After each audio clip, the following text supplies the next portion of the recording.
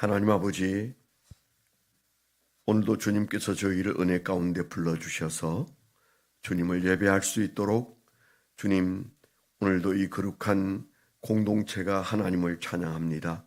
우리의 찬양을 받으시고 또한 하나님 영광을 받으시고 우리의 삶에도 주의 영광이 함께하는 행복한 한 날을 시작하게 하여 주옵소서. 성령 충만한 종들이 되어서 주의 뜻을 따르기에 부족함이 없도록 새 힘을 허락해 주옵소서. 예수님 이름으로 감사하며 기도드렸습니다. 아멘. 오늘 하나님께서 우리에게 주신 말씀 누가복음 2장 1절로 7절 말씀입니다. 누가복음 2장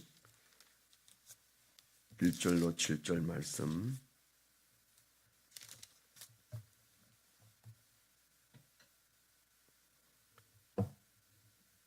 신약성경 89페이지 누가복음 2장 1절로 7절 말씀을 같이 읽겠습니다. 시작.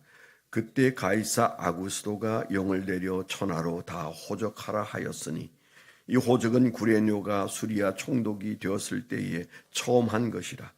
모든 사람이 호적하러 각각 고향으로 돌아가매 요셉도 다윗의 집 족속이므로 갈릴리 나사렛 동네에서 유대를 향하여 베들레헴이라 하는 다윗의 동네로 그 약혼한 마리아와 함께 호적하러 올라가니 마리아가 이미 잉태하였더라.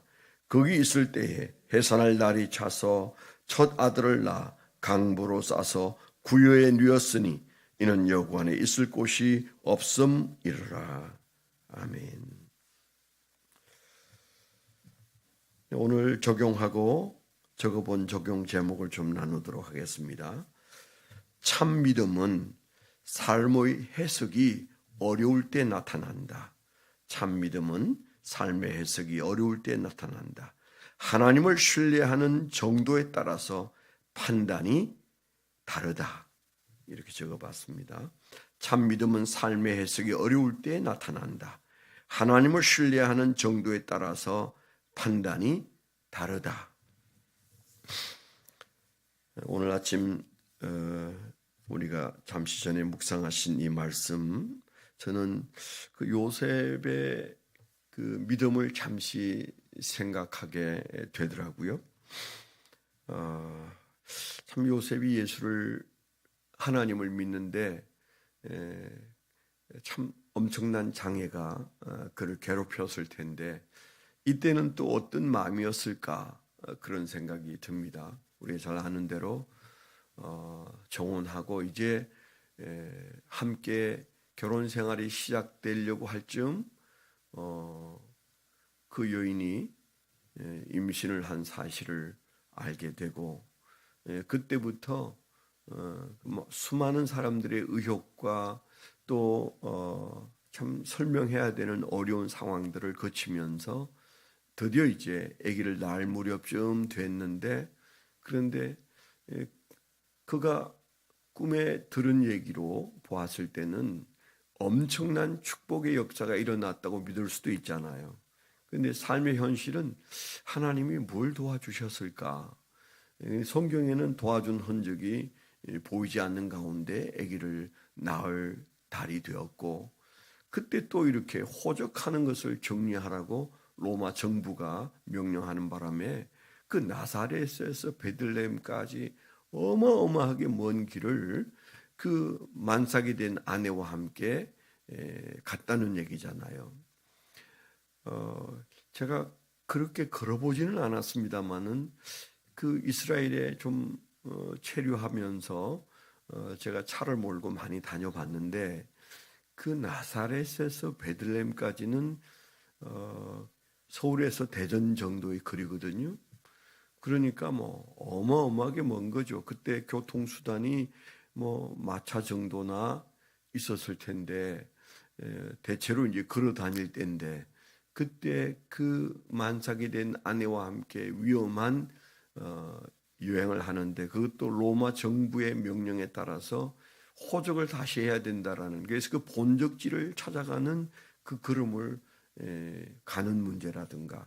근데 갔는데 여관이 없어가지고 그 어떻게 말구육관에 들어가서 그 말 여물통에 순산해서 아이를 포대기에 싸서 눕혔다. 여기까지가 오늘 말씀이잖아요. 그 마지막 7절에 여관이 없어서 첫 아들을 낳아서 강보에 싸서 구유에 누웠다. 말마구간에 들어가서 말마구간에 여물통에다가 그 예수님을 누인 이 초라한 부부의 모습을 한번 상상해 보세요. 그때 사실은 이제 믿음이 드러나는 거죠. 아니, 메시아가 우리 가정에 태어난다는데 하나님은 여간빵 하나도 못 잡아준단 말인가? 그런 마음이 저 같으면 많이 났을 것 같아요. 저는 그래서 이 젊은 요셉의 마음속에 믿음이 저렇게 컸을까?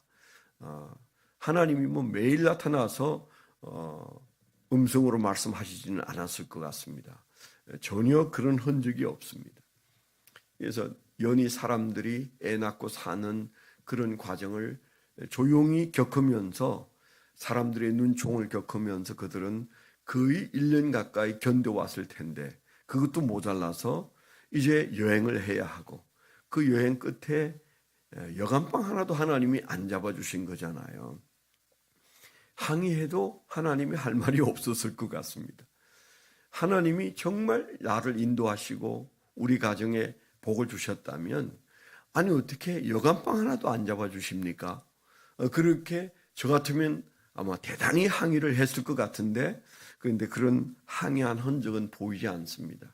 그러나 그 처지에서 지금 현재 이분들의 마음들을 알 수는 없지만은 그 과정에서 믿음이 발동했는지 아니면 원망이 발동했는지 유추해 볼 때는 그들에게서 문제를 일으키지 않은 것으로 볼 때 이들은 여전히 이것까지도 하나님의 섭리 안에서 잘 인내했구나.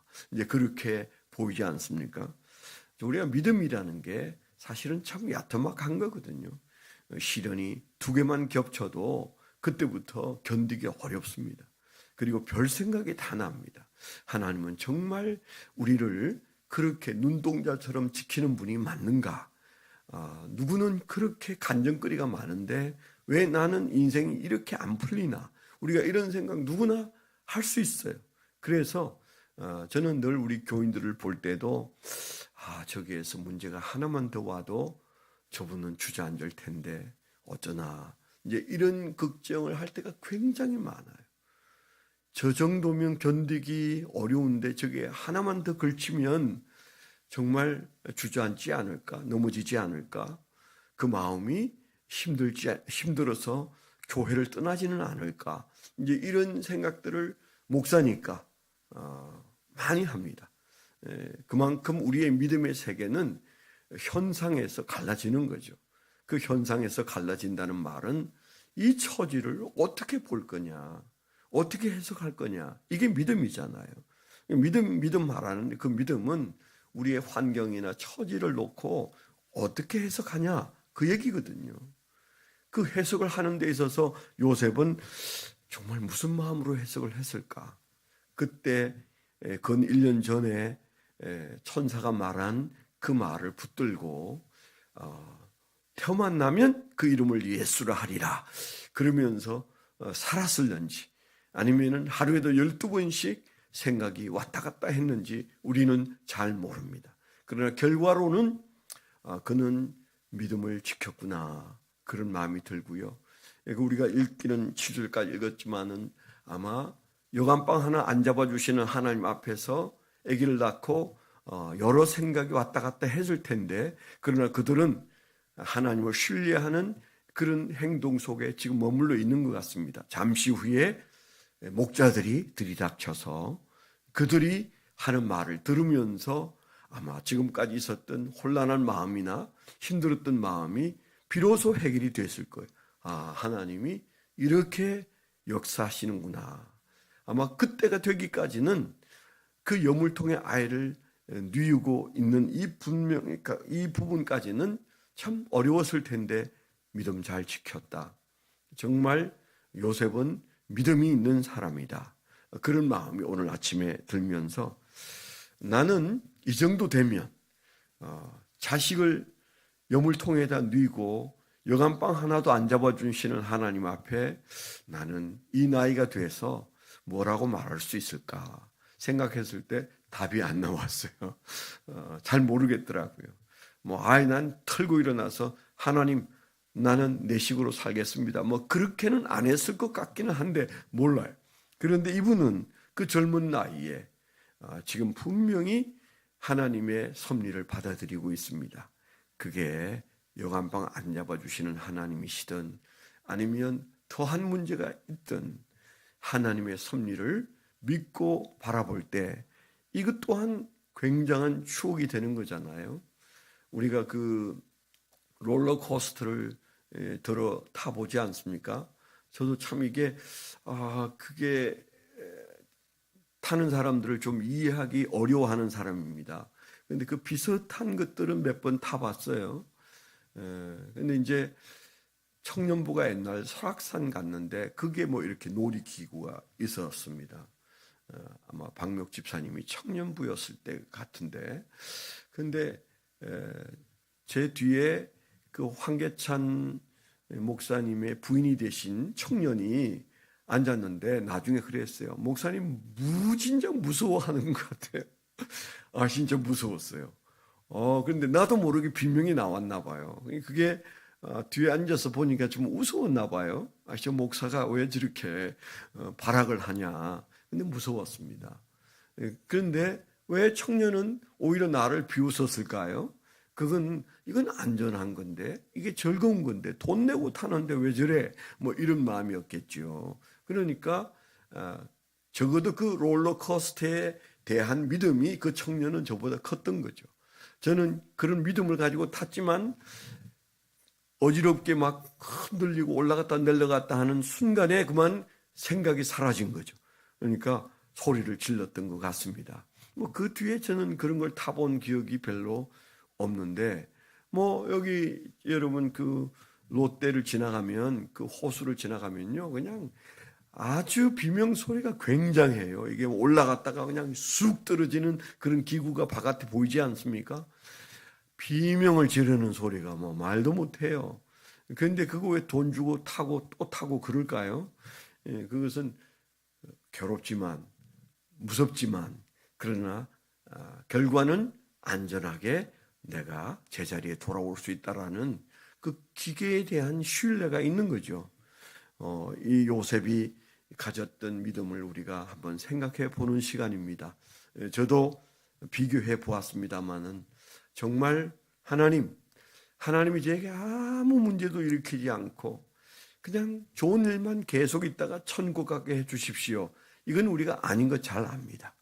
하나님은 그렇게 하실 분은 아닐 겁니다. 지금까지 살아온 경험에 의해서 그런 하나님은 아니시죠. 그렇다면 우리가 할 기도는 딱 하나인 것 같아요. 요셉처럼 우리에게 어느 날 여간빵 하나도 안 잡아주셔도 하나님을 찬양할 수 있는, 하나님에 대하여 기대하고 하나님께서 우리에게 간정하게 하실 간정의 역사가 쓰여지고 있다. 소설이 씌어지고 있다. 간정집이 만들어지고 있다. 우리가 이렇게 해석할 수 있는 은혜를 달라고, 그런 믿음을 달라고, 그런 분별력을 달라고 주님 앞에 기도하는 새벽이 되시기를 축원합니다. 네, 기도하실 때 인사불성이 되어서 엘리베이터에 쓰러져 있던 청년이 예수 믿게 해달라고, 제가 아까 조금 전에 그런 짧은 기도를 했어요. 저 청년이 깨어나서 고마워서 김성진 목사님을 찾아오게 해달라고 내가 하도 전도가 안 되니까 그런 기도도 잠깐 했습니다. 진짜로 했습니다. 그 청년을 위해서, 잘생긴 젊은 청년이던데 그 청년을 위해서 여러분 구원받고 술 취하지 말고 성령 충만한 인생 되게 해달라고 기도해 주시면 역사가 일어날 수도 있습니다. 두 번째는 청빈 과정을 위해서 이제 불과 한 3일을 남기고 26분에서 5분으로 줄이는 지금 큰 사역을 청빙위원들이 하고 있습니다. 영안을 열어주셔서 하나님이 계획하고 있는 분을 발견하고 만날 수 있도록, 그래서 우리는 기다리고 있는데 하나님이 그렇게 역사하셨구나, 그게 우리가 동의가 되면 다 기뻐할 수 있을 것 같습니다. 청빙 과정을 위해서 여러분 기도해 주시기 바랍니다. 하나님 아버지 감사합니다. 오늘도 하나님의 은혜 가운데 저희들이 이 새벽에 주님 앞에 올려드린 이 예배가 하나님께 영광이 되고 우리의 오늘 하루에도 이 말씀이 힘이 되어 주의 은혜 가운데 세상을 볼 때, 환경을 볼 때, 문제를 볼 때 주의 요셉처럼 판단하고 하나님의 길을 걸을 수 있도록 인도하여 주시기를 원합니다. 오늘도 지혜로 살게 하시고 은혜로 살게 하여 주시옵소서. 이제는 우리 주 예수 그리스도의 은혜와 아버지 하나님의 극진하신 사랑과 성령님의 내주 동행하시며 감화 감동하심이 하나님을 사랑하는 거룩한 백성들의 생애 위에 지금부터 영원토록 함께하여 주시옵기만을 간절히 축원하옵나이다. 아멘.